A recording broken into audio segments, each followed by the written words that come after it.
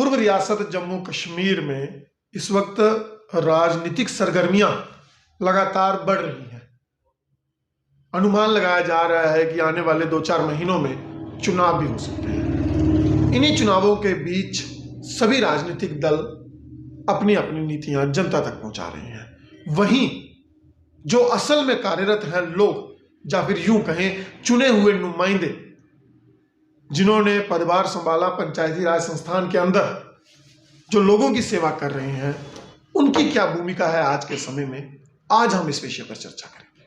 आज चर्चा करेंगे भारत सरकार के दावों पर, मोदी सरकार के दावों पर कि कितनी मजबूत है हमारी पंचायतें, कितनी मजबूत है हमारी पूरी पीआरआई के स्ट्रक्चर। हम चर्चा करेंगे और चर्चा के लिए हमारे साथ BDC chairperson block Barnoti Chaudhary Brijeshwar Singh Indu ji मौजूद हैं। तो आइए इनसे बातचीत करते हैं और जानते हैं कि आखिर कितना मजबूत है पंचायती राज सिस्टम। इंदू जी, आपका बहुत बहुत स्वागत है रियासतनामा पर। Thank you. सबसे पहला सवाल है आपसे, आपके ही क्षेत्र से जुड़ा हुआ सवाल है। मोदी सरकार ने हाल ही में पंचायती राज संस्थान के 3 टायर मजबूत किए। उनके दावे हैं कि हमने ग्रामीण क्षेत्रों का विकास करना है, बहुत सारी पावर्स दी गई हैं आपको। यही सवाल आपसे रहेगा, क्या देखते हैं कितना मजबूत हुआ है पंचायती राज इंस्टीट्यूशन?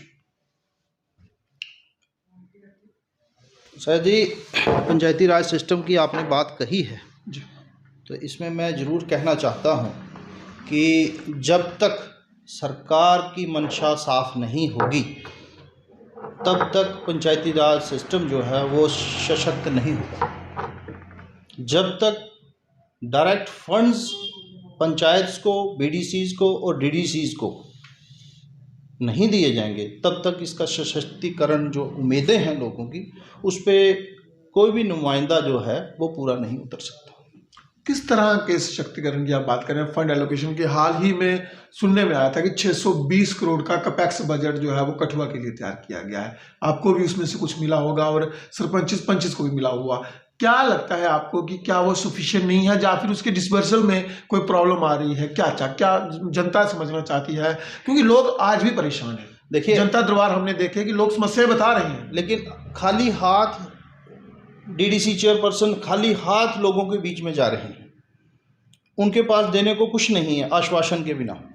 आपने हर एक दरबार उनका कवर किया है जी। किस दरबार में उन्होंने लोगों की समस्या को उसी वक्त हल किया है?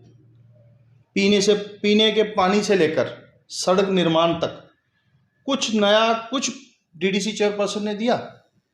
आप 620 करोड़ रुपए की बात कर रहे हैं जी, कैपेक्स बजट जी। मैं आपको बता दूं, 620 करोड़ रुपया जो है वो कंपोजिट प्लान है डिस्ट्रिक्ट का। कंपोजिट प्लान है, उसमें जेजेएम है, उसमें पीएमजीएसवाई की सड़कें हैं, उसमें सारे पैसे हैं। हाँ, जल शक्ति है, सब कुछ है जी। और इसको आप माइन्यूटली स्टडी करोगे तो आपको पता चलेगा कि कितने पैसे सरकार डिस्ट्रिक्ट कठुआ को दिए हैं, जिसने 150 करोड़ नहीं होगा। 620 करोड़ को बात छोड़ दीजिए, आप जाइए कैपेक्स की बुक पकड़िए, पढ़िए उसको। कहने का मतलब है कि आप चाहते हैं कि डायरेक्ट जो है वो हस्तक्षेप होना चाहिए, मेरी बात जिसका उनके पास फंड एलोकेशंस होनी चाहिए। आप एक पंच की कॉन्स्टिट्यूंसी से लेकर चलो जी। एक पंच कितनी जदोजहद करके इलेक्शन कंटेस्ट करता है जी, और लोगों का मत लेता है। लोग जो उसको चुनते हैं, पंच को, सरपंच को, डीडीसी, बीडीसी को, तो कितनी उम्मीदें होती हैं लोगों की कि ये शख्स कितना हमारे क्षेत्र की कायाकल्प में पलट करेगा। जी। बिना पैसे के तो होगी नहीं, फंड्स के बिना तो ये डकोसले हैं सारे। जब डिसबर्सिंग, जब उसके पर्सनल कॉन्स्टिट्यूंसी डेवलपमेंट फंड नहीं दिया जाएगा किसी भी नुमाइंदे को जी, पंच से लेकर डीडीसी तक जी, तब तक डेवलपमेंट नहीं। कहने का मतलब है कि उनके पास इतना इख्तियार होना चाहिए कि वो अपने क्षेत्र की समस्याओं को खुद मौके पर जो है वो निपटाने का हक हकूक रखते हो। अरे उसके पास कुछ तो चाहिए जी।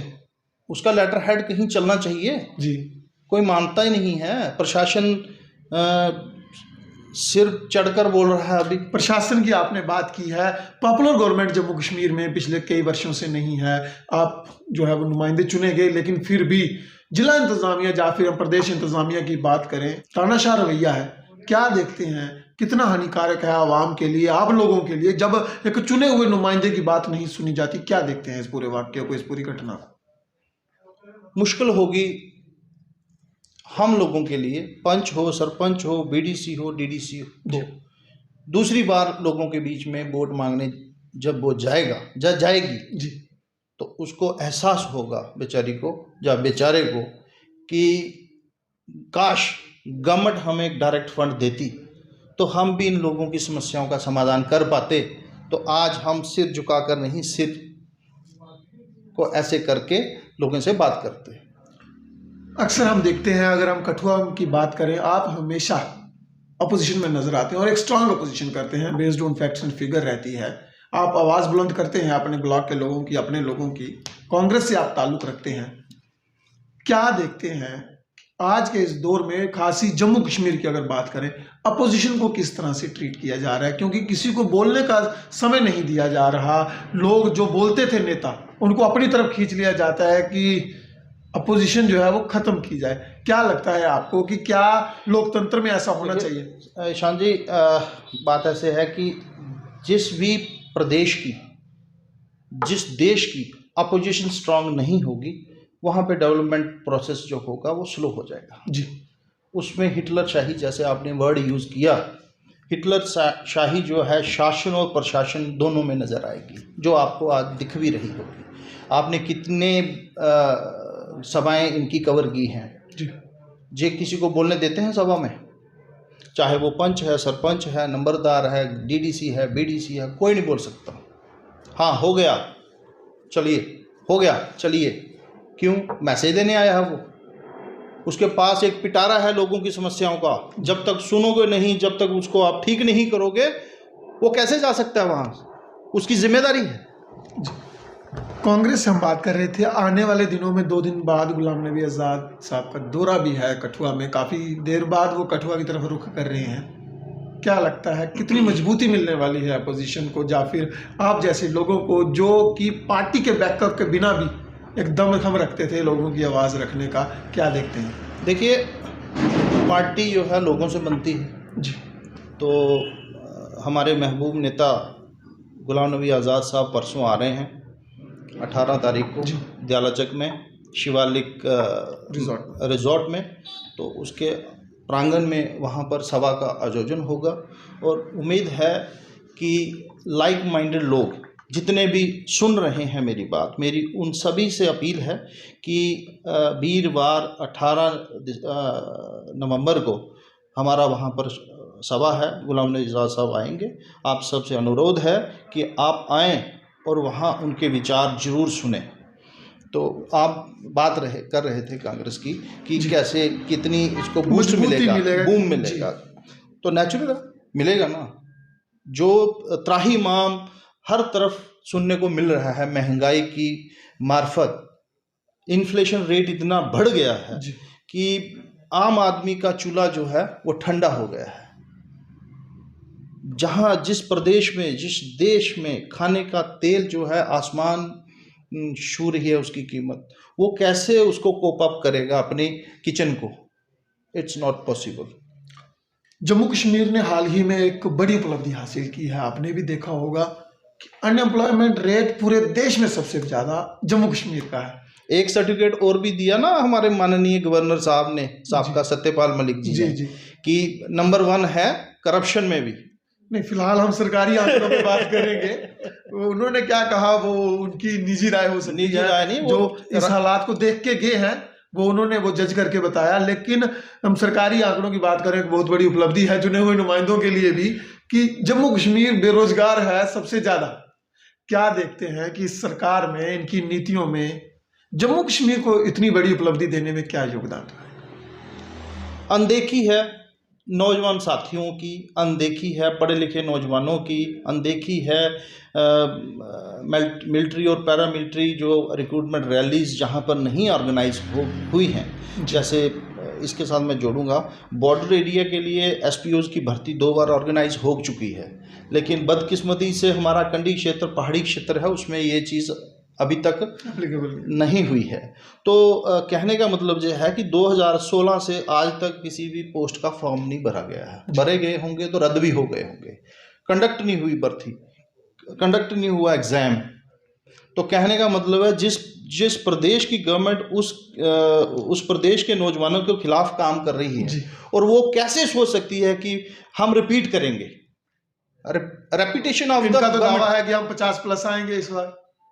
चलो हम क्यों ऐसा कहेंगे, लेकिन हमारे नौजवान साथी, हमारे लोग, हमारे JNK के वासी इसको सुन रहे हैं और पढ़ भी रहे हैं। रोज़ एग्ज़ाम इसमें पेपर्स जो आ रहे हैं, तो इसमें सबकी यही राय रहेगी मेरे हिसाब से कि इनको मुंह तोड़ जवाब मिलेगा। एक अहम सवाल है, आप चुने हुए नुमाइंदे हैं, जनता के रुझान को भली भांति समझते हैं, लोगों के बीच रहते हैं, और आप देख रहे होंगे कि इस वक्त जम्मू में ना जम्मू बड़ा चल रहा है। क्या देखते हैं इस पूरे वाक्य को, कैसे देखते हैं उनकी इस मानसिकता को, और कैसे देखते हैं इन पूरी मांग को कि जम्मू अलग राज्य कर दिया जाए, डोगरा और जम्मू। देखिए शान जी, बात ऐसे है कि जब मैं यूनिवर्सिटी में था, जम्मू यूनिवर्सिटी में 97 में गया, तो 98 में हमने एक एजिटेशन वहाँ पे लड़ी, जम्मू जॉइंट स्टूडेंट फेडरेशन के बैनर के तले। उसका हिस्सा रहा हूँ मैं, जम्मू जॉइंट स्टूडेंट फेडरेशन का मैं सेक्रेटरी रहा जम्मू यूनिवर्सिटी का। तो वहाँ पर MBBS BDS लिस्ट के खिलाफ वहाँ पर तब हमने एक एजिटेशन, और बहुत लंबी 53 डेज जम्मू प्रोविंस के कॉलेजेस, यूनिवर्सिटीज़ और स्कूल्स जो हमने बंद रखे थे, और जम्मू जॉइंट एक्शन कमेटी भी हमारे साथ उस वक्त आई थी, और उनके कोलैबोरेशन से, उनके साथ से हमने वो सारा कुछ किया था। लेकिन जम्मू करने वाले तब उसी सरकार में थे, उसी सरकार का हिस्सा थे। जम्मू आज जो कर रहे हैं, तब MBBS BDS में बड़ा कम जो आंकड़े थे हमारे जम्मू वालों के थे, बाकी सारे दूसरे प्रोविंस के थे जी। तो उनके खिलाफ हमने तब आवाज़ उठाई, और हम उसी वक्त उसी एजिटेशन में हमने जम्मू को सेपरेट स्टेटहुड देने का भी प्राप्त उसमें डिमांड रखा। तो तब कुछ नहीं हुआ, ये लोग पावर में थे, उनके साथ थे, कैबिनेट में थे, कहीं कोई डायरेक्टर था, कहीं कोई कुछ था। तो कहने का मतलब है कि ये आज जब ये पॉलिटिकल जो लैंड खिसक रही है, तो जम्मू दिख रहा है। मैं तो 5 अगस्त 2019 को उम्मीद लगाकर और टेलीविज़न के सामने बैठा था कि माननीय हमारे होम मिनिस्टर साहब जी कब जम्मू की सेपरेट स्टेट को बोले, और मैं पूरा उम्मीद थी अमित शाह जी के ऊपर उस दिन कि कम से कम आज तो ये निकली जाएगी। आपको नहीं लगता कि आप गलत विचारधारा की तरफ चल रहे हैं? तस्वीर महाराजा हरि सिंह जी की है, जिन्होंने नहीं, जम्मू कश्मीर रियासत को जोड़ा, और आप मांग कर रहे हैं कि जम्मू अलग कर दिया जाए। देखिए, कुछ बात जमी नहीं, ये मेरी पर्सनल है, पर्सनल जो मैंने अपनी लाइफ में गेन किया, मैं आपसे शेयर कर रहा हूँ जी। ठीक है, मैं किस पॉलिटिकल पार्टी में हूँ दैट इज सेकेंडरी जी। पहले तो मेरा जो करैक्टर है वो मैं आपसे शेयर कर रहा हूँ जी। ठीक है, तो ये मसला रहा है हमारे पास्ट में, और जितने भी कठुआ में हमारे लेफ्टिनेंट गवर्नर साहब आए हैं, मरमू साहब आए हैं, मनोज सिन्हा जी आए हैं, जहाँ पीपल आउटरीच कैंप में हमारे गजेंद्र सिंह शेखावत जी जो जल मंत्री हैं सेंटर के, जहाँ heavy industry minister doctor Pandey ji आए हैं, यहाँ रहे हैं, कृषि मंत्री आए थी, सबके साथ मेरा जो संबोधन हुआ उसमें मैंने यही कहा है कि हमारे महाराजा साहब की जन्म तिथि के ऊपर हमें छुट्टी दे दो। वो हमारे लिए, डोगरा समाज के लिए किसी दिवाली से कम नहीं है, किसी दिवाली से कम नहीं है। वो उसको हम दिवाली की तरह ही मनाते हैं। वो छुट्टी का पहलू अलग रह गया, लेकिन आपकी बात मुझे कुछ अटपटी सी लग पड़ी कि जम्मू अलग राज्य कर दिया जाए। आप उस चीज का इंतजार कर रहे थे। नहीं, जम्मू अलग राज्य हो ही जाएगा, आज अमित शाह जी कर ही देंगे, आज कुछ ना कुछ उम्मीद थी ना। ये थोड़ी पता था कि हमारी हालत इतनी बदतर कर देंगे वो, कि इससे तो अच्छे रहे ले वाले जिनको सेपरेट ड्यूटी मिल गई। अब वो भी राज्य की मांग कर रहे हैं। उन्होंने कल दावा किया है कि 2022 वर्ष हम समर्पित करेंगे लद्दाख को राज्य का दर्जा देने के लिए, और जम्मू वालों ने खुद ही एक राज्य को यूटी में तब्दील होने की खुशी मनाई, मिठाइयाँ बांटी? हमने नहीं मनाई जी, हम तो बहुत दुखदाई रहे उस टाइम भी, आज भी हैं। हमें इस वक्त का इल्म था कि हमारे साथ क्या होने जा रहा है, जी। हमारे बच्चों के समय, हमारे भाई बहनों के साथ क्या होने जा रहा है। आप सोचिए, जो बच्चे पीएचडी होल्डर, डॉक्टरेट डिग्री जिनके पास है, और वो इस दौरान में ओवरेज हो गए, वो कहीं अपने फॉर्म नहीं भर सकते, एप्लीकेशन कहीं नहीं दे सकते हैं, किसी भी नौकरी के लिए अपना नहीं दे सकते हैं अपना प्रोफाइल। तो उन भाई बहनों के ऊपर क्या बीतती होगी? क्या वो मोदी साहब और हमारे अमित शाह जी की उस बात पर सहमत हैं? आज नहीं होंगे। ये दिन प्रतिदिन जो परिस्थितियां हैं चेंज हो रही हैं, बेकारी हो रही है जी। कितने हमारे नौजवान अवरेज हो गए जो मिलिट्री में, पैरामिलिट्री में नहीं जा सके। तो पहले 3-3 महीने में हमारे गांव के इस मोहल्ले के 2 लड़के हो गए, इस मोहल्ले के 2 लड़के हो गए आर्मी में। आज तो सालों साल हो गए, 2 साल हो गए, पता ही नहीं है कोई बच्चा किसी का आर्मी में गया है। एक आखिरी सवाल है, पंचायती राज संस्थान की मजबूती को लेकर सवाल है। जम्मू कश्मीर में जब भी कोई कार्यक्रम होता है, चाहे वो राज्यपाल जी के स्तर का हो, जिला स्तर का हो, संभाग स्तर का हो, बल दिया जाता है कि हमने पंचायती राज संस्थान बहुत मजबूत किया है, हमने लोगों के हाथों में ताकत दी है। क्या एज ए बीडीसी चेयरपर्सन आपको लगता है कि सशक्तिकरण हुआ है हम लोगों का? क्योंकि आज भी हम देखते हैं कि लोगों की वर्षों वर्षों तक पेंशन नहीं लगी। आज भी पहाड़ी क्षेत्र में, कंडी क्षेत्र में ऐसे घर हैं, लाइट नहीं है, पानी नहीं है, पालकियों में, बिल्कुल सही बात, स्वास्थ्य सुविधा इतनी अच्छी है कि उन्हें पालकियों में बिठाकर लाया जाता है, और दुख के साथ कहना पड़ता है कि अदर में वो दम तोड़ देते हैं, कई माएँ अपनी जान दे देती हैं, बच्चे दुनिया देखने से पहले दुनिया छोड़ देते हैं। क्या देखते हैं कितना मजबूत हुआ है पीआरआई, और कितनी मजबूती के साथ आपको सुरक्षा दी गई पीआरआई में?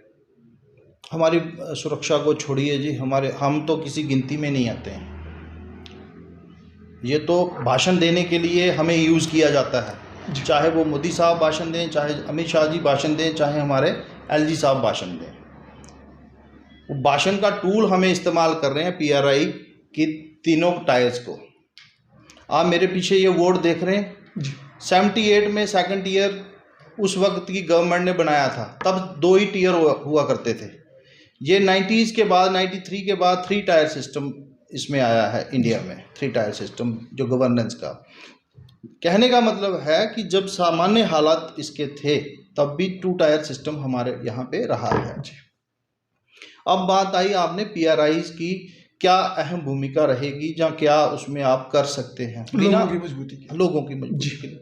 तो जितने जेब में पैसे होंगे, चादर तो उतनी ही फैला सकता है बंदा जी, अपनी चादर से बाहर तो जा नहीं सकता कोई।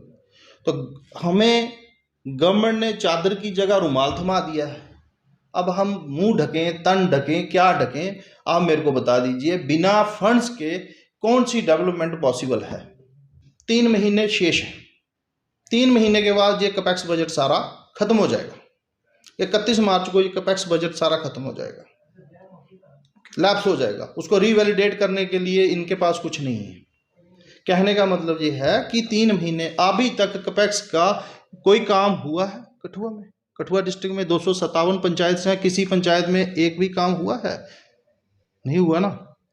हमारे कंडी क्षेत्र है, हमने हर पंचायत में 3-3, 4-4 वाटर पॉइंट्स रखने के, अपने डीप ड्रिल्ड हैंड पंप्स रखने के लिए पैसे रखे हैं उसमें, लेकिन अभी तक उनकी अलॉटमेंट्स नहीं हुई हैं। उनके जो ठेकेदार हैं, जो जिन्होंने वो ड्रिल करनी है, वो अभी तक दिखे ही नहीं कहीं।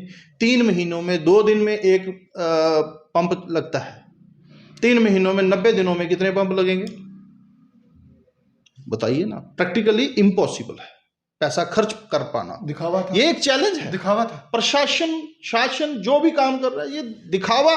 कहने का ये मतलब है कि जो मात्र 20-20 लाख रुपए के पंचायत को दिया कैपेक्स में, उसकी टेंडरिंग नहीं कर पा रहे हैं जी। ये कब इसको एग्जीक्यूट करेंगे? और 20-20 लाख में से 5-5 लाख रुपए का काम भी नहीं होगा मार्च तक। बाकी सारे पैसे लैप्स हो जाएंगे। प्रशासन का इतना ढीला रवैया? उसकी अकाउंटेबिलिटी फिक्स किसने की, किस पर की? अगर पैसे लैप्स होंगे, कौन बंदा सस्पेंड होगा? डीसी सस्पेंड होगा, डिपकाम सस्पेंड होगा, या कौन बंदा किस बंदे को एलजी साहब सस्पेंड करेंगे? वही सवाल हो, क्या लगता है क्यों प्रशासन इतना ढीला रवैया अपना रहा है? क्या प्रशासन नहीं चाहता कि विकास हो लोगों का? इससे तो यही आता है कि शासन, जो प्रशासन है, शासन है सेंटर में, वो चाहते नहीं है कि जेएंडके का पैसा यूज हो सके, और अगले साल भी यही पैसा सर्कुलेट करके हम लोगों के आगे थालियों में परोसा जाएगा कि ये जाओ जी अपने गांव में डेवलपमेंट कराओ। अब आज की बात बोल रहा हूं कि मेरे गांव में पानी की इतनी किल्लत है कंडी की वजह से, तो हैंडपम्प्स खराब है। हमने दिए हुए हैं कि 6 हैंडपम्प्स, 10 हैंडपम्प्स आप हमारे कैपेक्स बजट में रिपेयर करवाइए, लेकिन नहीं हो पा रहे। बोले टेंडर किया है। अब ये टेंडर हम उन गरीब लोगों को, अनपढ़ लोगों को कैसे बताएं कि टेंडर क्या होता है? क्यों नहीं कोई बंदा आ रहा है उसको रिपेयर करने? वो तो यही बोलेंगे कि पंच सरपंच ढीला है, बीडीसी चेयरमैन ढीला है। मैं आपको बताऊं, हमें जो 25 लाख रुपया बीडीसी के लिए दिया गया था कैपेक्स बजट में, तो वो मैंने सारा का सारा हेल्थ को दे दिया। हेल्थ इंफ्रास्ट्रक्चर को, मेरी इस ब्लॉक में इंप्रूवमेंट की जरूरत थी। 5 प्राइमरी हेल्थ सेंटर्स मेरे यहाँ पे हैं जी, बनोटी ब्लॉक में, और सारा पैसा मैंने मशीनरी खरीदने के लिए दे दिया है। अरे मशीनरी खरीदने के लिए आपकी जेब में 25 लाख डालता हूँ, आप मशीनरी शाम को 25 लाख की खरीद के ले आते हो ना, और ये 6 महीने से इनको कोई मशीन ही नहीं मिली है। कोई कैसे सुदृढ़ होगा ये सिस्टम? व्यवस्था कैसे बदलनी है? व्यवस्था जो है, सवाल आखिर फिर वही है, क्या देखते हैं क्यों इंतजामिया इतना ढीला रवैया अपना रहा है? आप नुमाइंदे हैं, लोगों ने तो पैसा पूछना है। वो सरकार पैसे नहीं खर्च करना ही नहीं चाहती है, सिर्फ दिखाया जा रहा है। सिर्फ दिखाया जा रहा है कि हमने कोशिश की थी, नहीं हो पाया, हम क्या करें? कहीं ना कहीं आप लोगों को, नुमाइंदों को कमजोर करने की कोशिश हो रही है। आम लोगों की सुध नहीं है, नुमाइंदे तो बड़ी दूर की बात है। हम आम लोगों ने वोट डालने हैं ना इनको। जी। कैसे डालेंगे वो कहीं ना कहीं कमजोर तो आपको ही कर रहे हैं ना, कि लोग इनसे पूछे भाई काम क्यों नहीं हुआ। लेकिन हमारा तो बीच में रोल कोई नहीं है। We are for the planning only, rest is of the प्रशासन। प्रशासन ने टेंडर करना है, प्रशासन ने काम लेना है, हमने एग्जीक्यूट नहीं करना है, हमने मॉनिटर करना है जी। जब मेरे होगा तो मॉनिटर करेंगे ना। कोई मशीन आएगी तो लगेगा भाई 10 फुट का गड्ढा निकला है, कुछ फीट हुआ है, तो वो करेंगे। होगा ही कुछ नहीं, करना ही कुछ। जो तस्वीर बाहर दिखाई जाती है, ये डकोसला है, ये लोगों को बेवकूफ बना रहे हैं। सुना है जो बेड आपने लगवाए थे अभी तक उनके पैसे भी नहीं आए गवर्नमेंट की तरफ से कहीं? नहीं, वो तो मैंने अपनी सैलरी से 75,000 कहीं आए नहीं। जो इन्होंने बताया था कि 1-1 लाख या इतने पैसे पंचायतों को मिलेंगे, सुना है वो भी नहीं मिले अभी तक। बैक टू विलेज 1 कब हुआ था? 2-2.5 साल हो गए, जब हम सरपंच थे। अब बीडीसी चेयरपर्सन है, 2 साल से तो बीडीसी चेयरपर्सन जी। तो बैक टू विलेज 2-2 लाख रुपया कठुआ डिस्ट्रिक्ट में आया था हर पंचायत को जी। सांबा को 5-5 लाख रुपया आया था हर पंचायत को। 5-5 करोड़ रुपया आवंटित हुआ था पर डिस्ट्रिक्ट जी। माननीय हमारे गवर्नर साहब सत्यपाल मलिक जी ने दिया था जी। तो वो भी 50% रिलीज हुआ आज तक। 2 साल में हमारे पंच सरपंच जिन्होंने पैसा खर्च किया है, जिन्होंने अपनी जेब से, जिन्होंने अपने बच्चे की गुल्लक तोड़ के पैसा मजदूरों को दिया है, वो अभी भी वेट कर रहे हैं कि 50% हमारा जो फंड है वो कब आएगा। इट्स मॉकरी, मजाक बनाया जा रहा है आप लोगों का। इससे ज्यादा और हमें क्या जोकर बना के नचाएंगे? नाच तो फिर भी रहे हैं हम, नचा रहे हैं, बस दे दिया जी हमने, इतना पैसा दे दिया। आपके पास 25 लाख है, पंचायतों के पास 23 लाख रुपया है, लेकिन हाथ में कुछ नहीं है, लेकिन पैसे हैं। बिल्कुल पैसे हैं, लगा नहीं सकते। बिल्कुल, वो सामने पकवान पड़े हैं, खा नहीं सकते। वो मनाई ही है, मीठा है, मना कहने का मतलब है कि बातों से ही ये सब कुछ करना चाहते हैं। मतलब पेट भर दिया इन्होंने बातों से, नुमाइंदों खुश कर दिया इन्होंने बातों से। और मुझे शक है कि जब 24 में हमारे सरपंच पंच लोगों के बीच में जाएंगे वोट मांगने, तो तब तक उनकी तस्वीर, उनका जो आउटलाइन बना दी होगी, तब तक ये है कि सारा पैसा तो सरपंच पंच और बीडीसी चेयरमैन हमने तो दिया था, सरकार ने दिया था, आपने खा लिया सब। तो क्या लगता है आने वाला समय आप लोगों के लिए कैसा रहेगा? क्योंकि आपकी जो हालत है वो जनता से भी पूरी हो चुकी है। आप जैसे छोटे भाई हमारे यहाँ पर हैं जो हमें सपोर्ट करते हैं और हमारी बात लोगों तक पहुंचाते हैं। मेरी आप लोगों से, सभी से गुजारिश है कि जो भाषण आप टीवी में सुनते हैं ये डकोसला है। शासन प्रशासन कुछ नहीं दे रहा है काम करने के लिए। ये जो हमारे चेयरमैन साहब, बीडीसी वाइस चेयरपर्सन साहब, डीडीसी साहब बोलते हैं हम मोदी साहब करोड़ों रुपया दे रहे हैं। भाई दे कहाँ रहे हैं? अपनी पंचायतों में तो बताओ ना लोगों को जाके कि आपकी पंचायतों में क्या हुआ है। अगर आपने जब से 1 साल हो गया डीडीसी बने हुए, आप लोगों को बताओ, चेयरमैन साहब, वाइस चेयरमैन साहब और डीडीसी मेंबर, सबसे मेरा ये क्वेश्चन है कि आपने अपनी पंचायत में जहां के आप बशिंदे हो वहां पर आपने कितने पैसे लगाए हैं? बड़ा सवाल है। ये मेरा सवाल है और इसका आंसर आपने सभी मेंबर से, देना है। इंक्लूडिंग चेयरमैन, वाइस चेयरमैन, उनसे लेना है कि ज्यादा दूर बात नहीं करेंगे, अपने गांव में, अपने घर में आपने कितने कितने पैसे लगाए हैं 1 साल में, बताइए। तस्वीर बिल्कुल साफ हो जाए, बिल्कुल बिल्कुल क्लियर वाटर हो जाएगा। लोगों के लिए क्या संदेश है आप? छोटा सा संदेश लोगों के लिए कि यार देख लो, तस्वीर बहुत बुरी है, पैसे हैं भी हैं, हम लगा नहीं सकते, खाना बहुत अच्छा है पर खा भी नहीं सकते। सब लोगों से मेरी गुजारिश है, जैसे आपने पिछले दिनों देखा, हिमाचल की 4 सीटें हारी वो government, Himachal government, BJP lead government 4 सीटें हारी और पूरे देश का पेट्रोल डीजल 20 रुपए लीटर सस्ता हो गया। मैं शुक्रिया अदा करता हूं हिमाचल वासियों का, जिन्होंने उनको मुंह तोड़ जवाब दिया और एक पूरे देश में मैसेज दे दिया कि जब तक आप इनका फेरबदल नहीं करते रहोगे तब तक डेवलपमेंट पॉसिबल नहीं है, तब तक महंगाई पे कंट्रोल करना पॉसिबल नहीं है।